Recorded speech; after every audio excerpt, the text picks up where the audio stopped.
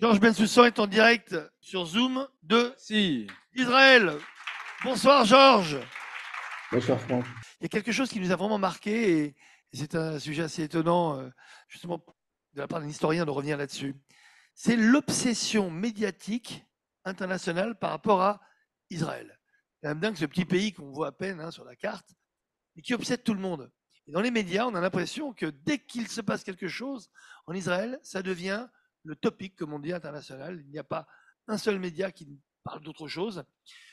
Est-ce qu'on peut imaginer les origines, je peux me dire, de cette obsession médiatique, Georges?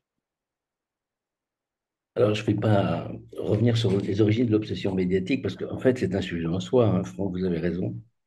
Mais d'emblée, on peut peut-être préciser, repréciser que vous savez qu'il y a en temps normal, donc avant le 7 octobre, il y a plus de correspondants en Israël et dans les territoires palestiniens que dans toute l'Afrique. C'est comme ça d'un bout à l'autre de l'année. Alors, puisque on évoque les médias, ce qui est, sans revenir sur les origines du conflit, puisque vous faites allusion à mon livre, ce qui est frappant, c'est le déferlement médiatique qui concerne ce conflit. Et entre autres, là, après le 7 octobre, on n'a pas déroché à la règle. Et je voudrais rappeler simplement les propos de l'écologiste norvégienne Greta Thunberg, qui déclarait le 25 novembre, il faut éradiquer le sionisme dans le monde. Je ne sais pas si vous vous souvenez de cette phrase. Le même jour, la jeune otage israélo-irlandaise était libérée, elle a 9 ans, et le Premier ministre irlandais déclare qu'elle n'a pas été kidnappée, qu'elle s'était simplement égarée. Et à peu près à la même époque, fin novembre, au moment du cessez-le-feu, de la trêve, disons, un accord de libération de 50 otages contre 150 prisonniers palestiniens, une journaliste britannique demande à un diplomate israélien du ministère des Affaires étrangères si ça ne signifie pas qu'en réalité, les Israéliens considèrent que la vie des Palestiniens vaut 3 fois moins que la vie des Israéliens. Et j'ajoute, à propos de ce type de déferlement d'irrationalité, l'ignorance collective surprenante. Alors, il y a des dizaines d'exemples sur l'ignorance, mais il y en a un qui est particulier, c'est le slogan La Palestine sera libre du fleuve à la mer. Et aux États-Unis, où le slogan fait florès, on a demandé à certains étudiants qui criaient ce slogan, mais de quel fleuve parlez-vous et de quelle mer parlez-vous? Mais beaucoup étaient incapables de répondre. Et idem, dans le même ordre d'idée concernant l'ignorance, on leur a demandé combien y a-t-il de juifs dans l'État d'Israël. Il y a des réponses qui allaient entre 100 et 150 millions. Bon. Alors, ce qui est Que Dieu vous intéressant, entende, Georges. Que Dieu vous entende. Plus. alors, ce qui est intéressant dans ce climat, c'est précisément qu'il y a un climat accusatoire diffus, c'est-à-dire que, en fait, on a l'impression que l'État d'Israël est l'accusé par essence, l'accusé par nature, un peu comme dans le procès de Kafka. On est en face d'une culpabilité métaphysique. Vous êtes coupable déjà par simple crime de naissance. Donc, on est en face de quelque chose qui est ce que Wilhelm Reich appelait la peste émotionnelle. Et là, dans ce conflit, on est vraiment là-dedans, et c'est quelque chose qui s'apparente aux grandes peurs collectives, ou les grandes peurs de l'Ancien Régime, par exemple, les chasses aux sorcières du XVIIe siècle, la grande fièvre antisémite de la fin du XIXe. Bon. Alors, ce qui est frappant aussi dans ce déferlement médiatique, c'est que la réalité des faits a complètement disparu. La vérité historique est ramenée au même niveau que l'opinion. On ne s'attache pas aux faits, on s'attache d'abord et avant tout au ressenti. On ne s'attache pas aux origines d'un problème, on s'attache aux conséquences. Et, et on a une information qui est, en plus de tous ces biais cognitifs, on a une information qui est tronquée dès l'origine parce qu'on est en présence d'un Moyen-Orient où il n'y a aucune démocratie, à l'exception de l'État d'Israël, bien sûr, où donc dans les États arabes, l'information est tronquée. Je peux en donner un exemple simple qui vient de Radio France. Frédéric Mettezo était le correspondant de Radio France dans la région. Il a raconté comment se fabrique l'information. Quand il a un fixeur, c'est-à-dire une personne locale qui peut traduire évidemment de l'arabe et qui peut lui nouer les contacts utiles, eh bien, il faut savoir que le reportage que Frédéric Mettezo fera en France, pour France Info, pour France Culture ou pour France Inter, le fixeur et sa famille qui habitent à Gaza ou qui habitent ailleurs dans les territoires palestiniens, il va en répondre sur sa vie. C'est-à-dire que si le reportage déplaît, c'est lui qui paiera les conséquences. Donc on peut imaginer la responsabilité qui pèse sur le journaliste français et en quoi son discours forcément sera tronqué. Bon. J'ajoute un troisième point, c'est qu'on est en présence avec cette peste émotionnelle d'une religion de la victime. La religion de la victime, c'est que effectivement la grande émotion pro-israélienne du 7 octobre n'a pas survécu très longtemps. Quelques jours après déjà, l'opinion, entre guillemets, se retournait avec cette naïveté, ce raisonnement puéril qui consiste à confondre la faiblesse, la justice et le droit, c'est-à-dire que la force, parce que force, serait forcément immorale, et la faiblesse, parce que faible, serait forcément vertueuse. Alors, à côté de ce type de raisonnement simpliste même, vous avez une concurrence des mémoires avec l'inflation des mots. Tout le monde connaît l'inflation du mot génocide. Je rappelle simplement à propos du fameux génocide à Gaza, qu'au moment de la guerre des 6 jours, Gaza comptait 400 000 habitants. Aujourd'hui, elle en compte 2 300 000. C'est-à-dire que la population a été multipliée par 6 en un peu plus d'un demi-siècle. Bon.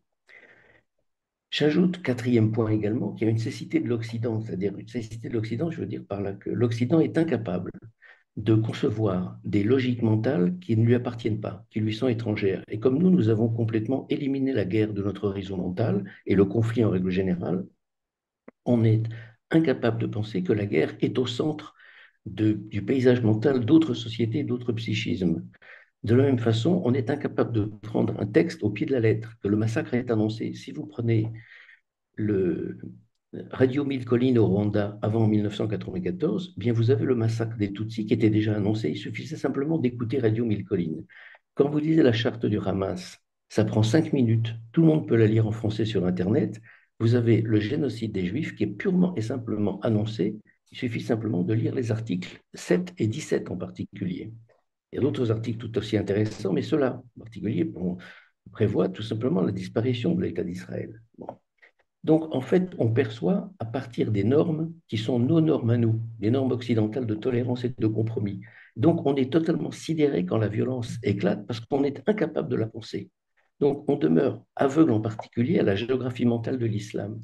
Comme on ne comprend pas ce qu'est la géographie mentale de l'islam, la nécessité du djihad, quand le musulman est en position de force face aux dhimmis quand il se révolte, on est incapable de considérer que pour le monde musulman, l'existence de l'État d'Israël est un impensable. Ce n'est pas une question de colonie, d'implantation de Jérusalem, de déplacer, de Nakba, tout ce que vous voudrez. C'est l'existence même de l'État d'Israël qui est impossible à accepter dans l'environnement intellectuel du monde musulman. Alors, vous avez encore également, toujours pour essayer de cerner cette fièvre médiatique, cette poussée d'irrationalité extraordinaire, une inversion des rôles qui est frappante. C'est-à-dire que l'agresseur, en l'occurrence ici le Hamas le 7 octobre, est grimé bientôt en agressé. Et donc, on va se focaliser, par exemple, sur les bombardements de civils. Bon, à juste titre, mais on remarquera que ça ne choque personne que les lancers de roquettes du Hamas sur Israël visent indistinctement les civils et les militaires. Elles ne visent pas les militaires spécialement. Par exemple, on va, à juste titre également, s'indigner d'un bombardement sur un hôpital palestinien. Mais personne ne constate, ou du moins ne relève, que lorsque les Palestiniens, lorsque le Hamas, depuis 16 ans, bombarde le territoire israélien vers Ashkelon, il bombarde aussi l'hôpital Barzilai à Ashkelon. Apparemment, ça ne choque pas. Idem, quand la doxa médiatique paresseuse vous dit ce qui s'est passé, il faut le contextualiser, c'est la réponse à la colonisation. Mais alors, tout le monde a oublié, en tous les cas, les journalistes en particulier, c'est normalement leur métier de le rappeler. Il n'y a plus de colonisation de qui que ce soit à Gaza. Il y avait 21 implantations, il y avait 8000 Israéliens qui vivaient. En 2005, Ariel Sharon a décidé le démantèlement des 21 implantations. Depuis 2005, il n'y a plus aucun Israélien, ni aucun Juif d'ailleurs, sur ce territoire. Et de la même façon, les tenants du multiculturalisme et du multiethnisme sont tout à fait favorables au fait que tous les peuples soient mélangés dans un même ensemble.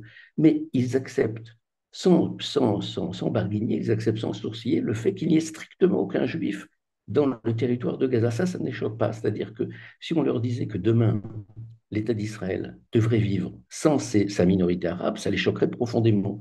Mais qu'il n'y ait aucun juif en territoire palestinien, ça ne les choque pas, ça leur paraît tout à fait normal. Bon. Là-dessus, à propos de la mort des civils également, autre biais médiatique, la mort des civils, effectivement, elle est condamnable dans les deux cas, mais ce qu'on ne prend pas assez en compte, c'est que c'est l'intention qui compte aussi, l'intention meurtrière. Quand les Israéliens tuent des civils Ils essaient d'en tuer le moins possible. Ils préviennent. Ils poussent la population à partir. Ils ne le font pas exprès. On sait très bien qu'il y a tous ces dégâts collatéraux parce que la densité est extrême et que le Hamas se sert des civils comme d'un bouclier humain. Tout ça, on le sait par cœur. Alors qu'en revanche, du côté du Hamas, les civils sont tués intentionnellement. Ça n'est pas du tout la même chose. On n'est pas du tout dans le même cas de figure politique, si vous voulez. Bon, j'en arrive au point capital concernant le déferlement médiatique. C'est que ce déferlement médiatique, cette peste émotionnelle, elle ne peut se développer que sur un terreau d'ignorance. Et dans la mesure où ce conflit passionne extraordinairement et divise énormément, par exemple, la société française, et même à l'intérieur même de la société française, les partis politiques, et à l'intérieur même des familles parfois. On voit des familles qui se chamaillent, qui se disputent, et parfois ça va même très loin. On voit des amis, par exemple, qui se tournent le dos à l'occasion de ce conflit. Bon, c'est-à-dire que c'est quelque chose qui est visiblement une pomme de discorde très grave. Et en même temps, ce qu'on constate, c'est que la connaissance est très peu répandue. La plupart des gens ont des opinions, croient savoir. En général, ils savent quelque chose à peu près depuis la guerre des 6 jours, mais les origines même du conflit ne les connaissent pas. Et c'est pour ça que quand on pose les questions concernant les origines du conflit, on constate non seulement l'ignorance, mais on constate aussi que les pistes peut-être pour sortir du conflit, elles ne sont pas esquissées, alors que justement, quand on plonge du côté dans les origines de ce conflit, on voit peut-être un peu mieux se dessiner des pistes éventuelles de sortie du problème. Je vais prendre quelques exemples simples à propos de cette ignorance. Premièrement, le fait que les journalistes devraient s'interroger sur la non-existence de l'État arabe de Palestine. Or, l'ONU avait décidé le 29 novembre 1947 qu'il y aurait 2 États. Donc, pourquoi, première question, pourquoi en 1948, quand l'État d'Israël est créé, pourquoi l'État arabe de Palestine n'a-t-il pas été créé? Ça n'est pas l'État d'Israël qui l'en a empêché. Non, en fait, c'est la Jordanie. Donc, la deuxième question, c'est celle-là. Pourquoi, lorsque la guerre est terminée en janvier 1949, la Cisjordanie, qui est actuellement occupée par Israël, ou le territoire de Gaza, sont des territoires palestiniens, pourquoi l'État de Palestine n'a-t-il pas été créé là? Et pourquoi la Jordanie a-t-elle annexé ce territoire en Cisjordanie? Et pourquoi l'Égypte a administré le territoire de Gaza pendant 18 ans? C'est-à-dire que la Ligue arabe a accepté pendant 18 ans qu'il n'y ait pas de Palestine arabe. De même, troisième question, les réfugiés palestiniens, la fameuse Nakba, 750 000, c'est le seul point sur lequel tout le monde est d'accord, c'est le chiffre. 750 000 réfugiés, en gros. Bon. Les 3 quarts des réfugiés palestiniens restaient dans les limites de la Palestine mandataire, c'est-à-dire la limite de la Palestine des Anglais, entre la mer et le Jourdain, en 1949. Les 3 quarts des réfugiés. Un peu comme si vous voulez, s'il y avait une guerre, reprenons le scénario de la guerre franco-allemande, par exemple, de 1940, c'est comme si des gens, des Français qui avaient fui l'île, s'étaient retrouvés à Arras ou à Béthune. Ils sont restés en France, bon, et même dans la même région, souvent, à 30, 20, 40, 50 kilomètres. Bon. Donc la question est la suivante. Pourquoi ces réfugiés palestiniens qui restent en Palestine en 1949, pourquoi ne sont-ils pas relogés? Pourquoi sont-ils enfermés dans des camps de réfugiés jusqu'à aujourd'hui, devenant des réfugiés héréditaires de père en fils, ce qui est un cas unique au monde? Bon. Deuxième question, la minorité qui se retrouve au Liban, en Syrie, ou de l'autre côté du Jourdain, en Jordanie, ou en Égypte, mais ils sont très peu nombreux en Égypte. Pourquoi, excepté la Jordanie, n'ont-ils pas reçu de permis de travail, n'ont-ils pas reçu de naturalisation 75 ans après? Troisième question, les Nations Unies créent une agence spécialement dédiée aux réfugiés palestiniens à titre provisoire en 1950. Elle s'appelle l'UNRWA. Cette agence existe encore aujourd'hui, 75 ans après. Pourquoi? Quatrième question, les réfugiés dans le monde, il y en a eu plus de 200 millions depuis la fin de la Seconde Guerre mondiale. Les Palestiniens, c'est même pas 1 million. La question est la suivante. Pourquoi l'Allemagne a intégré sur une dizaine d'années 12 millions de réfugiés et aujourd'hui on n'en entend plus parler? Ils ne sont pas réfugiés, ils sont devenus des citoyens allemands comme les autres.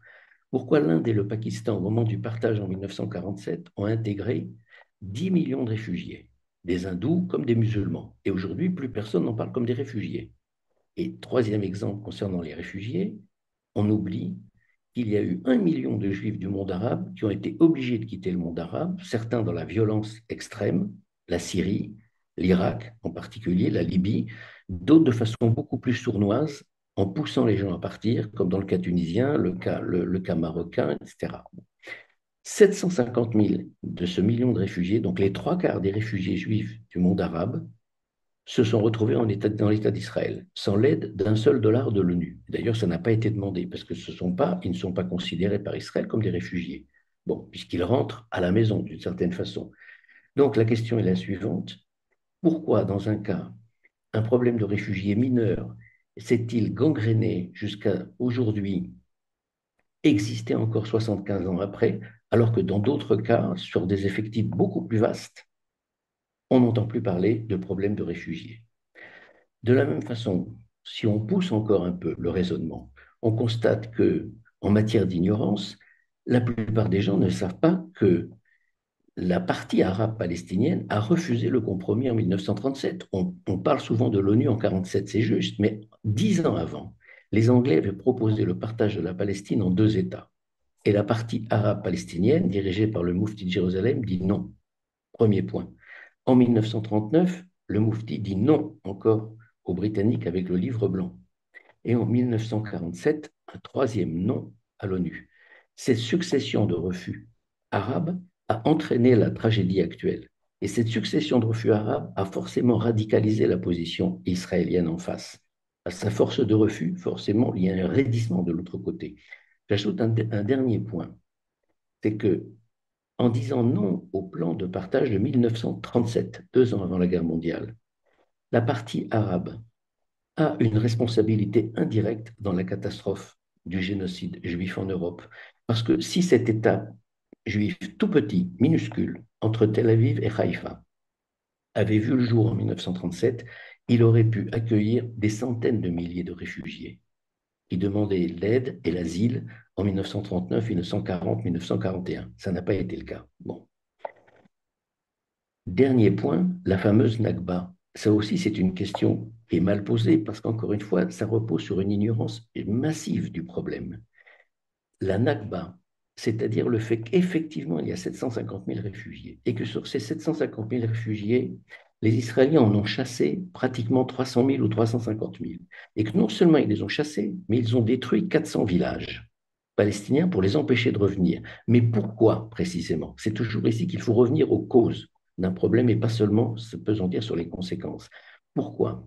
Parce que tout ce qui s'était passé depuis 1920 avec la partie arabe montrait que quand les Arabes avaient le dessus militairement, ça entraînait un massacre systématique de toute la population juive, tous les bébés, les enfants compris. Il n'y a pas de prisonniers, il n'y a pas de blessés. Quand des convois juifs tombent dans des embuscades en 1948, il n'y a jamais aucun survivant. Bon. Ça signifie en clair que les Israéliens ne peuvent pas laisser derrière leur ligne une cinquième colonne qui demain deviendrait un problème mortel pour le jeune État juif en 1949. Donc, en un mot, le projet d'épuration ethnique des Arabes contre les Juifs s'est retourné contre eux parce qu'ils ont eu le dessous sur le plan militaire. C'est quelque chose qui est politiquement très difficile aujourd'hui à dire. Ça n'est pas politiquement correct, comme on dit, mais c'est une vérité historique, à savoir que ce dont ils avaient rêvé pour les Juifs, précisément les chasser, au mieux les chasser, en réalité aussi les massacrer, s'est retourné contre eux et ça a donné précisément l'origine de la Nakba. Mais il faut même encore aller plus loin. Il y a au cœur du conflit ni Jérusalem, ni la Nakba, ni les implantations. Il y a le fait que dans l'économie psychique de l'islam, il y a une impossibilité d'accepter l'émancipation du juif. Et a fortiori l'émancipation du juif sous une forme nationale, et a fortiori sur une terre considérée comme musulmane pour l'éternité parce qu'elle a été un moment musulmane. C'est un précepte fondamental de l'islam. Toute terre qui a été musulmane un jour doit le redevenir pour toujours. Bon. Donc le noyau de la tragédie, il est là.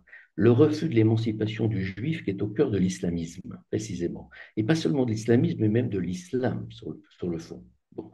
Et c'est le noyau du conflit. C'est un véritable verrou anthropologique que la condition du dhimmi, dont le juif se libère vis-à-vis du maître musulman, cette libération, cette révolte contre le maître musulman, c'est quelque chose qui ne peut pas être supporté par l'islam, d'où la violence, d'où le refus, d'où cette impossibilité d'accepter l'existence, la légitimité même de l'existence de l'État d'Israël. C'est-à-dire que l'émancipation des Juifs est une réalité irrecevable. Alors, la dîma, le statut de dhimmi a été aboli par l'Empire ottoman en 1856. Mais il y a un gouffre entre l'abolition dans la loi et l'abolition dans la tête, dans les mœurs, dans les mentalités. Et sur ce plan-là, il suffit de lire la charte du Hamas, article 31. L'article 31 dit très clairement, je le cite, ces quatre lignes. À l'ombre de l'islam, les disciples des trois religions, islamique, chrétienne et juive, peuvent coexister dans la sécurité et la confiance. Ce n'est qu'à l'ombre de l'islam que la sécurité et la confiance peuvent se trouver, l'histoire récente et ancienne en constituant un bon témoin. Fin de citation. Donc en clair, le Hamas veut, et l'islamisme derrière lui, revenir au statut de dhimmi. Eh bien, l'aveuglement à cette réalité, l'aveuglement à ce verrou anthropologique retarde toute amorce de solution. Tant qu'on continuera à penser que le problème, ce sont les frontières, les réfugiés, Jérusalem ou les implantations, je ne dis pas que ce ne sont pas des problèmes, ce sont des problèmes. Tant qu'on ne considérera pas que le véritable problème, il est profondément dans l'incapacité du monde musulman aujourd'hui à accepter une souveraineté juive sur cette terre, même sur une partie de cette terre seulement, on n'avancera pas sur le fond. Et alors, ça explique aussi ce déséquilibre dans les mobilisations. Et je terminerai là-dessus, un peu par le point de départ, c'est-à-dire cette amplification médiatique énorme. Il y a eu pratiquement 500 000 morts en Syrie depuis 2011. Combien de manifestations à Paris? Et combien de manifestations de masse en particulier? Des manifestations, il y en a eu, elles ressemblaient 200 personnes. Bon. Combien de manifestations pour les Ouïghours musulmans qui sont persécutés par la Chine? Combien de manifestations pour les musulmans rohingyas de Birmanie? Tout le monde connaît la réponse et aucune. Bon. C'est-à-dire qu'en clair, la mort des Arabes n'intéresse que lorsque les Juifs sont en cause. Enlevez le signe juif de l'équation, faites disparaître les Juifs du problème, et ça n'intéresse absolument plus personne. Et celui qui le disait très bien, c'est le poète palestinien Mahmoud Darwish. Je le cite, et ce sera pour moi le mot de la fin, puis après on passera au débat. Mahmoud Darwish s'adressait dans ces termes à une poétesse israélienne il y a une quinzaine d'années. Il lui disait ceci. Savez-vous pourquoi nous sommes célèbres, nous autres Palestiniens? Parce que vous êtes notre ennemi. L'intérêt pour la question palestinienne a découlé de l'intérêt porté à la question juive. Oui, c'est à vous qu'on s'intéresse, pas à moi. Si nous étions en guerre avec le Pakistan, personne n'aurait entendu parler de moi. Fin de citation. Voilà. Bravo. Merci Georges. Alors c'est vrai qu'on a reçu des dizaines et des dizaines de questions sur Zoom et je pense que dans la salle tout le monde voulait vous poser ces questions. Mais moi quand je vous entends, et c'est vrai que ça résonne avec énormément de propos qu'on entend et sur les débats télé, c'est toujours très très compliqué parce que en général quand un problème arrive, surtout en Israël depuis le 7 octobre, très peu de temps après, quand un chef d'État ne savait pas quoi dire, il disait « Je suis pour la paix ». Et pour une solution à deux États. Et comme vous nous l'avez dit, la solution à deux États, elle date d'ailleurs bien avant 47, même en 22, on en avait parlé un peu. Et en fait, est-ce que pour vous aujourd'hui, alors je parle à un historien, donc on va faire peut-être un peu du chrony, mais est-ce que vous pensez que cette solution à deux États, qui pourtant a été refusée par les Arabes à de très, très, trop nombreuses reprises, est encore une possibilité? Ou alors, c'est le refus du monde d'accepter ce que vous avez dit tout à l'heure, je suis malheureusement de cet avis-là, mais parce que force est de constater que les faits sont têtus et l'histoire aussi, qu'il y a une incapacité et une non-volonté, je ne parle pas du Hamas parce que ce serait trop facile, mais on va dire du monde arabe à imaginer autre chose qu'une terre islamique à la place d'Israël. Oui, alors je vous réponds, Franck. Effectivement, vous avez raison de dire, bon, ce n'est pas mon domaine, la prospective, mais on va essayer quand même de réfléchir à l'avenir. Parce qu'il y a forcément un jour d'après, après la guerre. Exactement. La solution à deux États, il y a deux choses, ou il y a même trois choses. La première chose, c'est que l'évidence, c'est qu'il faut séparer les peuples. Il faut absolument les séparer. L'idée d'un État unique ad aeternam, c'est le suicide. C'est la fin du sionisme, c'est la fin de l'État juif et c'est la guerre à perpétuité. Bon, ça c'est le premier point. Il y a déjà un énorme problème avec la minorité arabe israélienne qui pour l'instant est calme, mais si demain Israël est en position de faiblesse, je donne pas cher de sa légitimité. Bon, on l'a vu en 2021. Donc le premier point, c'est la séparation des peuples. Pas d'État unique, surtout pas d'État unique. Le deuxième point, c'est qu'il n'y aura aucune solution si la Jordanie n'est pas incluse dans la solution. Pourquoi? Parce que la Jordanie fait partie de la Palestine. Parce que le partage de 1922 est un partage arbitraire décidé par les Anglais qui a privé la Palestine de 75% de sa superficie. Donc, d'autant de possibilités de régler le problème. Et le troisième point sur la solution à deux États, c'est que ça paraît la solution la plus évidente, bien sûr. Mais quand on regarde bien le déroulé historique, on constate que refus en 1937, refus en 1947, bon, on peut se dire on est dans la préhistoire, d'accord, pourquoi pas. Oui, mais il y a plus grave, c'est refus en 2000. En 2000, à Camp David, Ehud Barak, Yasser Arafat et Clinton sont réunis. Ehud Barak fait des propositions qui restituent 90% au moins de la Cisjordanie, et même Jérusalem-Est aux Palestiniens, et évidemment Gaza. Et au dernier moment, Arafat dit non. Ce refus de 2000, qui a conduit d'ailleurs Ehud Barak, qui voulait absolument arracher l'accord, à dire nous n'avons pas de partenaire pour la paix, ce refus de 2000, hélas, s'inscrit dans les refus antérieurs de 47 et 37 et laisse entendre que accepter de signer à un moment donné pour un État palestinien, ça signifie forcément pour le signataire arabe accepter l'existence de l'État d'Israël. Et ça, au dernier moment, il ne peut pas le faire. Et il ne le fait pas.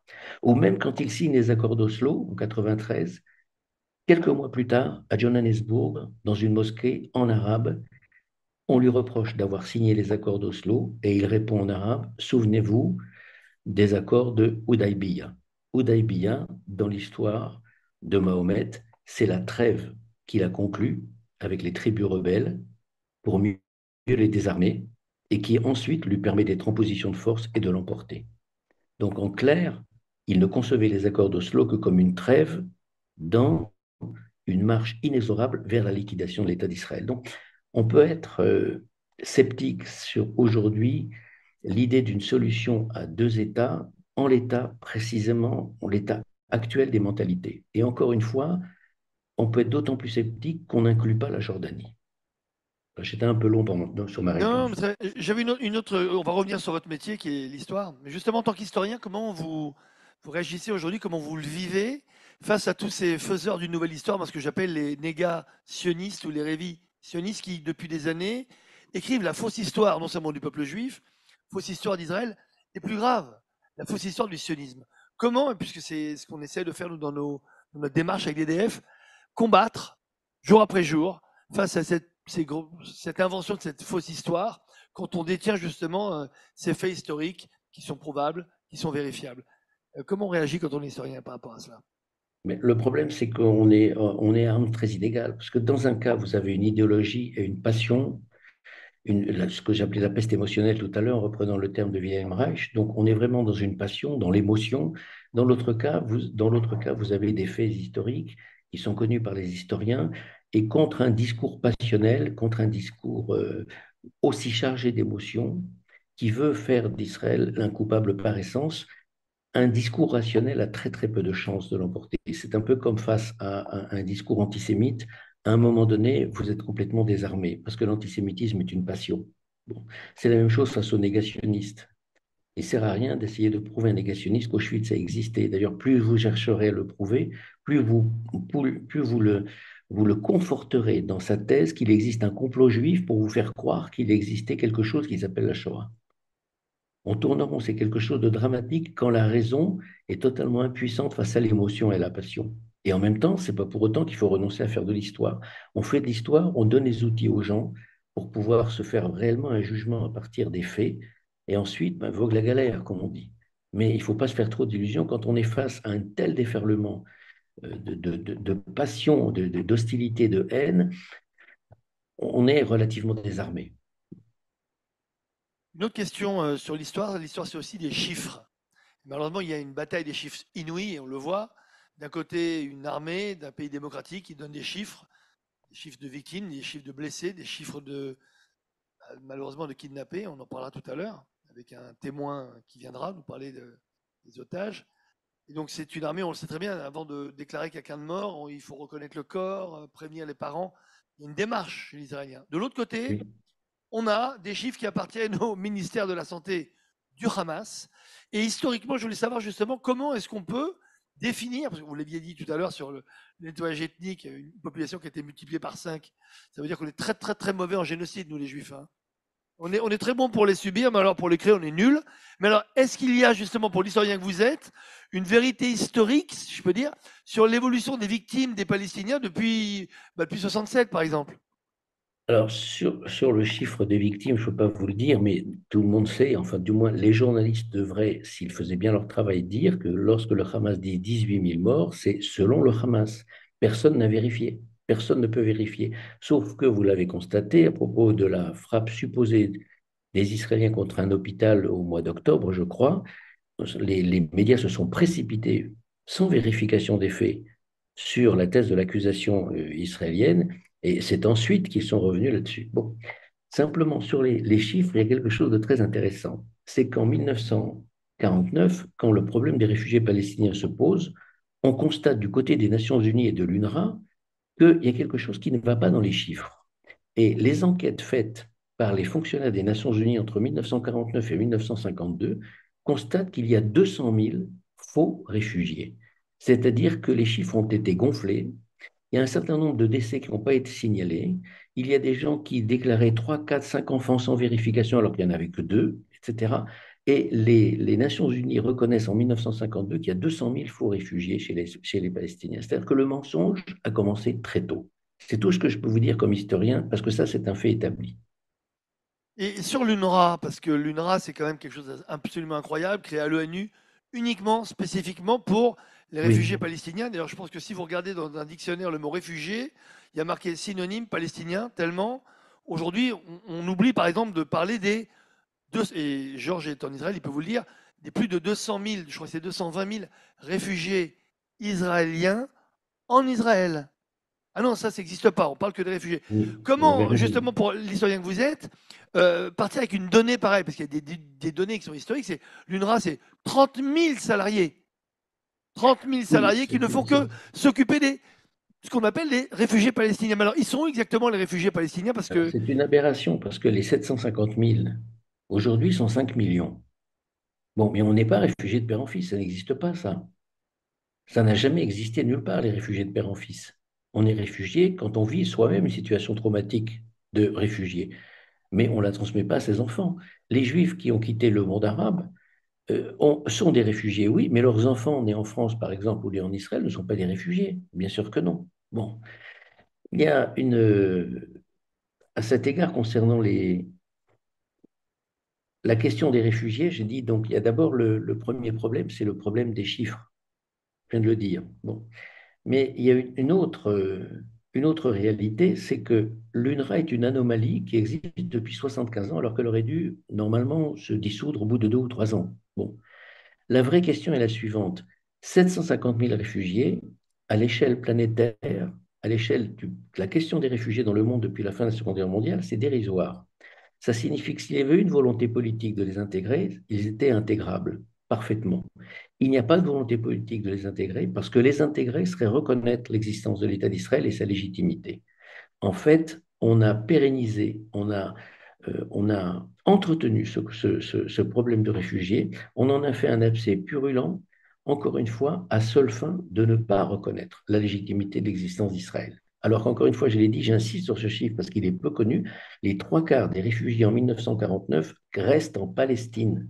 Ils ne sont donc pas déracinés, ils ne sont pas expatriés, ils sont dans la même patrie. Donc, comment peut-on les considérer comme réfugiés? Encore une fois, j'ai donné l'exemple de Lille et de Béthune, alors qu'ils sont encore dans le même pays, dans leur pays. Simplement, ils ont bougé de 40 kilomètres. Voilà. dernière question historique. Je m'autorise une référence historique, Georges, je ne m'en voulais pas. Ne voulais pas. Est-ce qu'on peut imaginer qu'en Israël, vis-à-vis de la Palestine, enfin vis-à-vis des Palestiniens, il peut se passer ce qui s'est passé en Inde entre Nehru et Gandhi, qui ont finalement réussi une forme d'unité. Est-ce que pour vous, c'est totalement utopique parce qu'il y a un facteur qui est le facteur le plus important, c'est le facteur juif. Gandhi n'était pas juif. Ou est-ce qu'on peut donc prendre cet exemple comme un espoir en se disant qu'un jour peut-être il y aura un Nehru palestiniens et un Gandhi israélien qui pourront trouver une solution. Mais je ne crois pas, je ne pense pas que le problème se pose en termes de personnalité. Le problème du côté arabe se pose en termes de ce que je disais tout à l'heure dans le petit exposé de géographie mentale de l'islam. Donc, on est dans la même géographie mentale de l'islam. Alors, il y a un verrou anthropologique.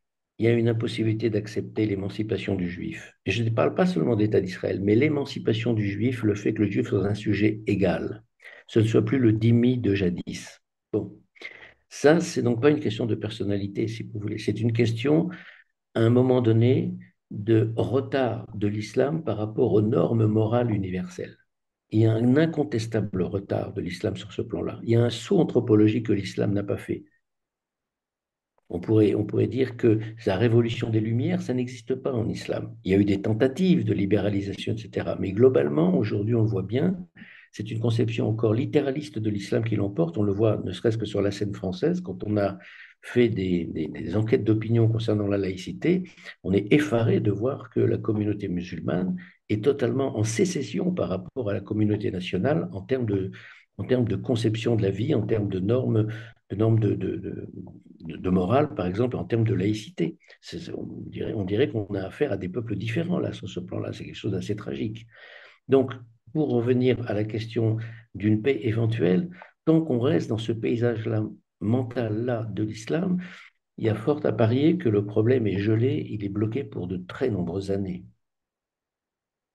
Ça laisse pas beaucoup de. Non, Écoutez, je sais bien, mais il vaut mieux le savoir. on est Il vaut mieux le totalement. Oui, savoir. merci, Bien merci sûr, Georges, mais bon, Il quand il même. vaut mieux savoir que bien pour sûr. l'instant, tel que les choses se passent pour l'instant, la pérennité de l'existence d'Israël repose encore très largement sur sa force militaire. Et ça peut durer encore longtemps. Le Ça ne premier veut rôle pas d'un dire. historien, c'est de ne pas nous raconter des histoires. Georges vient de nous le prouver. Florence a une question à vous poser, Georges.